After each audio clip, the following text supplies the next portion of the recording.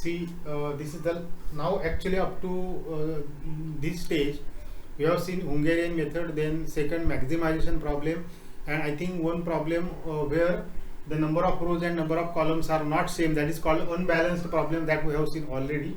So this is one more type of problem, that is called prohibited problem. Prohibited means like this: if you observe the data somewhere, the data is not given. This type of data is called prohibited problem. Now, what do you mean by prohibited? These are the places and these are the three machines. Now here this is also a unbalanced problem because the places are 4 and machines are 3. So you have to fix which machine can be fit at which place so that the cost of the fitting is minimum. आता हा मिनिमायझेशनचा problem आहे. आता जेव्हा असा problem असतो, जेव्हा एक row कमी असतो, तेव्हा त्याच्यासाठी जे पहिलं आपण शिकलोय ते लिहायचं. ॲड ए न्यू मशीन किंवा त्याला फिशियस असं म्हणतात. Add a fictitious machine M4 having all the cost elements 0 असं वाक्य लिहायचं सरळ. This is unbalanced problem. Add machine M4 fictitious machine म्हणतात त्याला, खोटं असं त्याचा अर्थ आहे. with all entries 0 and this machine M2 cannot be placed at B. म्हणजे B मध्ये कदाचित जागा लहान असेल, B ही प्लेस लहान असेल, M2 हे मशीन तिथे बसत नाही, त्यामुळे तिथे त्याला बसवण्याचा प्रश्नच येत नाही आणि तुम्हाला M1 M2 M3 कुठल्या प्लेसला बसले म्हणजे कॉस्ट मिनिमम येईल ते काढायचं आहे. अशा प्रॉब्लेममध्ये आपण असं करतो, the quantity consider quantity at M2B as infinity. आता ही इन्फिनिटी घेण्याचा फायदा काय तो लक्षात घ्या. समजा 2 डॅश असलं तर दोन्ही ठिकाणी इन्फिनिटी घ्यायचं. हा आकडा आहे असं समजून कॅल्क्युलेशन करायचं, ह्याच्यात काहीही मिळवा, ह्याच्यातनं काहीही वजा करा, ह्या आकड्यात काहीच फरक पडत नाही. थोडक्यात ह्या ठिकाणी आपल्याला आकडा नाही असं समजून जसं आहे तसंच कॅरी फॉरवर्ड करायचं आहे आणि नेहमी आपण सोडवतो सेम टू सेम तसाच प्रॉब्लेम सोडवायचा आहे. म्हणजे आपण पहिला बॅलन्स करून घेतला ॲडिंग न्यू मशीन आणि जी प्रोहिबिटेड पोझिशन होती त्या ठिकाणी इन्फिनिटी घेतलं. इथून पुढे सगळं सेम. ह्याच्यातला मिनिमम 10 आहे, ह्याच्यातला मिनिमम 13 आहे, ह्याच्यातला मिनिमम 5 आहे आणि ह्याच्यात मिनिमम 0च आहे, त्यामुळे काय प्रश्न नाही. त्यामुळे ह्याच्यातनं 10, ह्याच्यातनं 13 आणि ह्याच्यातनं 5 वजा करून आपण पहिली स्टेप करणार. So ABCD M1 M2 M3 13 minus 10 is 3 0 2 1 15 minus 13 that is 2.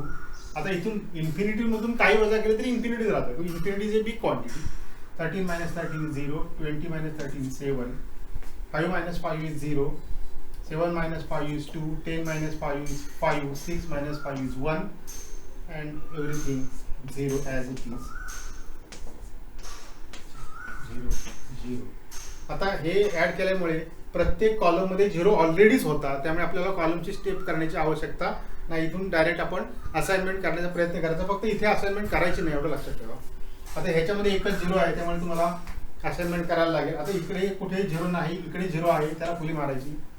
त्याच्यानंतर या रो मध्ये एक 0 आहे, त्यामुळे तुम्हाला या रो मधला ह्याला 0 कॉलमला 0 मारायला लागेल. ह्याला इन्फिनिटी आहे, 0 नाहीच आहे. ह्याच्यामध्ये एकच 0 आहे, त्यामुळे याला असाइनमेंट करायला लागेल. इकडे जर असला तर फुली मारायला लागेल, इकडे 0 नाही. आणि शेवटचा मात्र तुम्हाला इकडे 0 आहे, त्यामुळे असाइनमेंट करता म्हणजे हे असाइनमेंट पॉसिबल आहे. So your optimal stage has arrived. Your assignment is M1B M2C M3A and M4D. आता ही M4D ची असाइनमेंट आपण करणार नाही कारण M4 मशीनच नाही तुमच्याकडे, त्यामुळे असाइनमेंट तुमची इनाचीच होणार. आणि मूळ कॉस्टमध्ये M1B ला आहे 10, M2 ला आहे C ला आहे 13 आणि M3A ला आहे 5. So your answer is 28. So it's not that way difficult. जेव्हा तुमचा प्रोहिबिटेड किंवा अनबॅलन्स प्रॉब्लेम येतो तेव्हा तो इथे इन्फिनिटीचं वाक्य एक लिहिण्यासाठी किंवा एक कॉलम रो ॲड करण्यासाठीच मुळात तुम्हाला एक मार्क असतो बॅलन्स करून घेण्यासाठी. त्यामुळे पुढचं काम तुमचं सोपं आहे. So your minimum cost is 28 with this assignment असं आपल्याला लिहिता येईल. Again see this is one more problem. The cost matrix is given to you. Again, if you observe, there are 4 machines and 5 places, so you have to add one more machine M5 which is efficacious one having all the cost entry 0. वाक्य लिहायचं असतं हे. As there are 5 places and 4 machines, add one efficacious machine M5 having all entry 0. पहिला विषय झाला, balance करून झालं. Now if you observe, there are 2 places where M2 cannot be placed at C and M3 cannot be placed at A. म्हणजे 2 prohibited आहे, त्यामुळे इथे सुद्धा इन्फिनिटी घेणार आपण आणि इथे सुद्धा इन्फिनिटी घेणार. हे वाक्य लिहायचं असतं. The entry M2C consider and M3A as infinity. इथे आपला पहिला प्रश्न संपला. आता आपल्याला सुरुवात करायची आहे. याच्यामध्ये मिनिमम एलिमेंट 4 आहे, याच्यामधला मिनिमम एलिमेंट पण 4च आहे, याच्यामधला मिनिमम एलिमेंट 2 आहे, याच्यामधला मिनिमम एलिमेंट 2 आहे आणि याच्यात 0च आहे. त्यामुळे पहिली स्टेप आपण केली ते काय होईल, ABCDE M1 M2 M3 M4 M5. The 4 minus 4 is 0, 6 minus 4 2, 4 10 minus 4 6, 5 minus 4 1, 6 minus 4 2. इथनं सुद्धा 4च वजा करायचा आहे. So 3 0 infinity 1 0 infinity as it is. इथनं 2 वजा करायचं म्हणजे 4 7 4 0. इथनं आपल्याला 2 वजा करायचं आहे. सो 7 1 5 0 1 आणि हे सगळे 0. आता हे सगळे 0चा फायदा असा आहे की कॉलम मध्ये कंपल्सरी 0 येणारच आहे, त्यामुळे पुढच्या स्टेपला जायची गरज नाही. इथेच आपल्याला असाइनमेंट करण्याचा ट्राय करायचा आहे. आता याच्यामध्ये एकच 0 आहे, त्यामुळे आपल्याला असाइनमेंट करावीच लागेल. इकडे जर कुठे 0 असेल तर आपण फुली मारणार आहोत, इकडे 0 नाहीच आहे. Now in the second column there are 2 possibilities.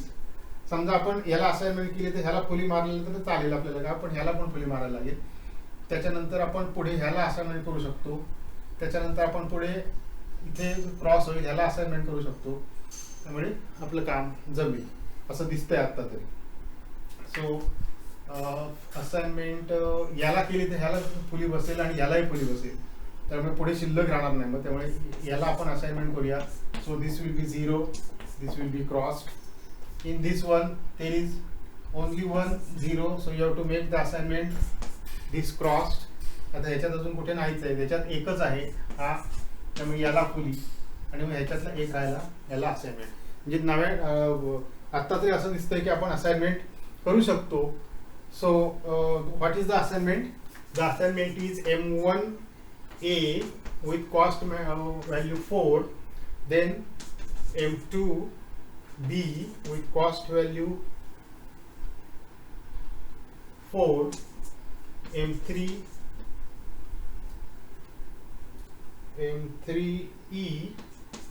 with cost value 2,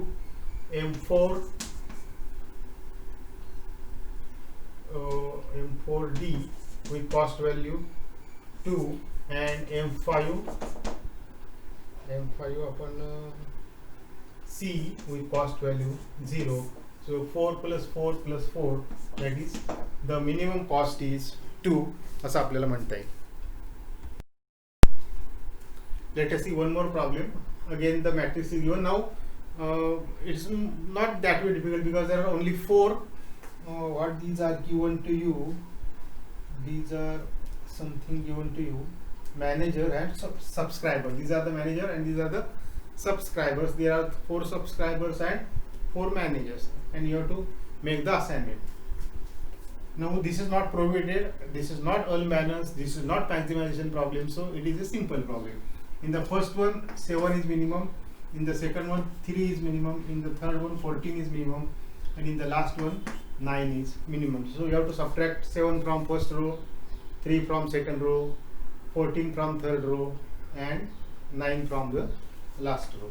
What we get is 1 2 3 and 4, then A B C and D.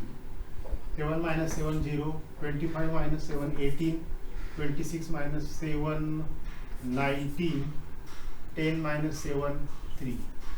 From this one you have to subtract 3, so it gives you 9 24 0 22 from this one you have to subtract 14. So 23, 18 minus 14 is 4, 17 minus 14 is 3, 14 minus 14 is 0, 18 minus 9 is 9, 25 minus 10 is 16, 23 minus 9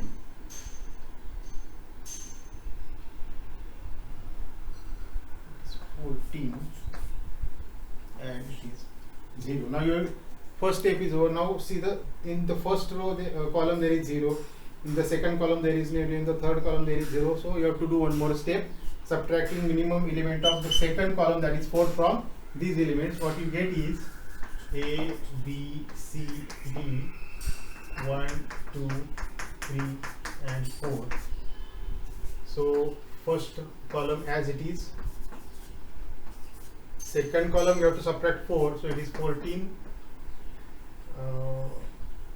20, 0, 12, 19, 0, 3, 14, 3, 22, 0, 0. Now you have to make try to make the assignment. There is only one 0, so you have to make this assignment. There is no 0 and there is no 0 in the respected row and column. In this one there is only one possibility. आता याच्यामध्ये कुठेही 0 नाही, याच्यामध्ये कुठेही 0 नाही. आता इथे तुम्हाला दोन पॉसिबिलिटीज आहेत. इथे काय होईल बघा, जर आपण याला असाइनमेंट केली तर ह्याला क्रॉस करता येईल, पण चुकून जर आपण याला असाइनमेंट केली तर आपल्याला हा क्रॉस करायला लागेल आणि मग ह्याला असाइनमेंट करता येणार नाही. त्यामुळे आपण असाइनमेंट इथे करणार आहोत, इथे क्रॉस करणार आहोत. and automatically when you do assignment there is no 0 here, there is 0 here, so you have crossed it, and in the last one you have to make the assignment. त्यामुळे तुमचं काम adjust झालंय, त्यामुळे पुढच्या स्टेपला जायची गरज नाही. The assignment is A1 with cost value 7, B3 cost value 3, C2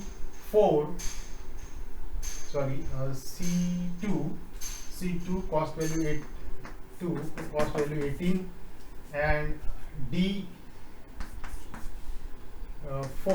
with cost value 9. Normally तुम्ही बघितलं तर तुम्ही जे पहिले मिनिमम निवडलेले असतात त्याच्यातलं बऱ्याचसं सोल्युशन येतो, फक्त इथे कॉन्फ्लिक्ट हे एकाच कॉलम मध्ये आल्यामुळे तर आपल्याला हा घ्यावा लागला आणि हा शेवटच्या द्यायला लागला. सो मिनिमम कॉस्ट इज 9, 8, 17 आणि 10, 27, 7, 8, 2, 3. Minimum cost is 37. Okay, so in this way you can solve any assignment problem. This is end of the assignment. In the next video we'll see sequencing. Thank you.